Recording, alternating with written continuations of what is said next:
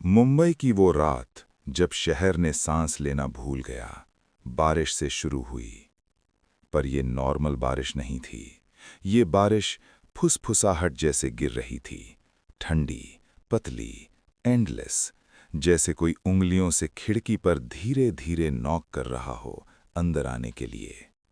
अंधेरी की एक पुरानी बिल्डिंग की 12वीं मंजिल पर एक फ्लैट था, फ्लैट 302। कोई रोशनी नहीं, कोई बिजली नहीं, कोई रहने वाला नहीं, फिर भी कोई अंदर था। गौरव तिवारी लिविंग रूम के बीच खड़े थे, एक हाथ में डिजिटल रिकॉर्डर और दूसरे हाथ में तांबे का तालिस्मान। हवा में एक अजीब सी बदबू थी, जैसे कोई चीज सालों पहले मर चुकी हो और अब तक सड़ रही हो। समय रात के 11:47। गौरव ने शांत आवाज में बोला, मैं फ्लैट 302 के अंदर आ चुका हूं। यहां एक्टिविटी बहुत ज्यादा तीव्र महसूस हो रही है। उसके पीछे उनकी टीम बिल्कुल चुप खड़ी थी। 4 लोग, 4 दिलों की धड़कनें और दर्जनों ऐसी जो दिखाई नहीं देती थीं। अचानक टेम्परेचर गिर गया, धीरे नहीं, एकदम से, जैसे किसी ने फ्रीजर का दरवाजा खोल दिया हो।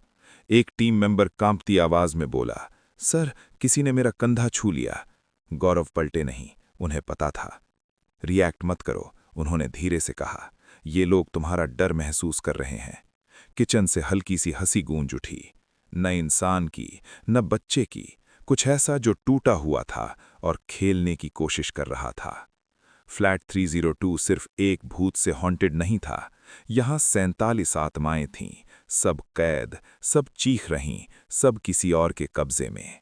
क्योंकि इस फ्लैट के अंदर एक मुख्य आत्मा थी, काले जादू से बनी हुई, एक ऐसी रूह जो मरे हुओं को अपने कंट्रोल में कर सकती थी। और वो गौरव का इंतजार कर रही थी। गौरव धीरे धीरे बेडरूम की तरफ बढ़े। हर कदम के साथ दूसरों की यादें उनके दिमाग में घुस रही थीं।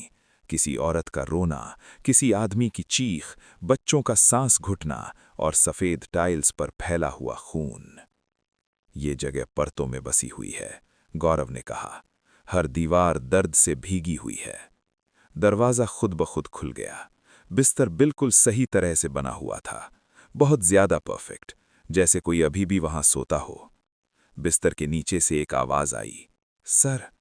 न टीम मेंबर की, न किसी इंसान की। गौरव झुक गए। तुम क्या चाहते हो? उन्होंने पूछा। एक पीला सा हाथ बाहर निकला, फिर दूसरा, फिर एक चेहरा। एक छोटी लड़की, उसकी आंखें काले गड्ढों जैसी थीं। उन्होंने मुझे जिंदा जला दिया, उसने कहा, लेकिन मैं मरी नहीं। रिकॉर्डर क्रैकल करने लगा, स्टैटिक, फुसफुसाहट, चीखें, सब एक साथ। यहां कितनी आत्माएं हैं? गौरव ने पूछा। लड़की धीरे से मुस्कुराई, हम सब। तभी सारे दरवाजे जोर से बंद हो गए, लाइट्स हिलने लगीं, दीवारों के अंदर से एक औरत की चीख आई, और फिर कदमों की आवाज, धीमी, भारी, कॉरिडोर से कोई आ रहा था। पाजेब की आवाज, छन छन छन। बेडरूम के दरवाजे पर एक साया उभर आया, एक औरत, लाल शादी की साड़ी में, चेहरा घूंघट से ढका हुआ। उसके पैर जमीन को छू नहीं रहे थे, वो हवा में तैर रही थी। सब जम गए, यहां तक कि भूतों ने भी आवाज करना बंद कर दिया। उसने धीरे से अपना सर उठाया और ऐसी आवाज में बोली जो हड्डियां कांपा दे, गौरव तिवारी, मैं तुम्हारा इंतजार कर रही थी। उसने अपना हाथ आगे बढ़ाया, उसमें एक छोटी सी पर्ची थी। एक पर्ची, वो बोली, तुम्हारा अंत। गौरव ने उसे लिया, धीरे से खोला। उस पर लिखा था, तुम 10 जुलाई को मरोगे। साल नहीं, सिर्फ तारीख। वो औरत मुस्कुराई, समय पहले ही चल चुका है, और हवा में घुलकर गायब हो गई। कमरा बिल्कुल शांत हो गया। गौरव ने डर दिखाया नहीं, पर उस रात वो सो नहीं पाए। जब भी आंखें बंद करते, उन्हें फ्लैट 302 दिखता और लाल साड़ी वाली औरत मुस्कुराती हुई। हफ्ते बीत गए, गौरव अपनी जांच जारी रखता रहा, पर कुछ बदल चुका था।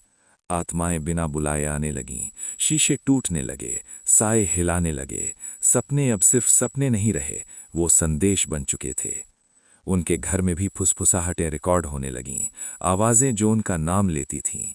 एक रात उनका बेडरूम अपने आप लॉक हो गया। छत से एक बच्चे की आवाज़ आई, 10 दिन बचे हैं, फिर 8, फिर 5। 10 जुलाई। गौरव तिवारी अपने बाथरूम में मरे हुए पाए गए। दरवाज़ा अंदर से बंद, न कोई संघर्ष, न कोई जख्म, न कोई जहर। पोस्टमार्टम में कुछ भी नहीं मिला। डॉक्टर हैरान, पुलिस के पास कोई जवाब नहीं, पर पैरानॉर्मल इन्वेस्टिगेटर्स जानते थे। उनकी आंखें खुली हुई थीं, डर से जम चुकी, जैसे उन्होंने आखिरी पल में कुछ देखा हो, कुछ फ्लैट 302 से, कुछ ऐसा जो उनके साथ आ गया था। कुछ महीने बाद एक लेखक और गौरव की टीम फ्लैट 302 वापस गई, उसके आखिरी केस को लिखने के लिए। फ्लैट बिल्कुल वैसा ही था, खामोश, ठंडा और जैसे सांस ले रहा हो। बेडरूम का दरवाज़ा खुला और वो वहां खड़ी थी, वही दुल्हन, मुस्कुराती हुई। उसने एक और पर्ची दी। इस पर लिखा था, तुम में से एक हमारे साथ आएगा। वो भागे, पर सब बच नहीं पाए। आज भी फ्लैट 302 खाली है, पर पड़ोसी आवाज़ें सुनते हैं, हंसी, रोना और कभी-कभी एक आदमी की आवाज़, मैं अभी भी जांच कर रहा हूं। क्योंकि कुछ आत्माएं कभी नहीं जाती और कुछ इन्वेस्टिगेटर्स कभी मरते नहीं। अंत, या शायद नहीं। अगर आपको मेरी मेहनत पसंद आई हो तो प्लीज़ लाइक, शेयर और सब्सक्राइब ज़रूर करें।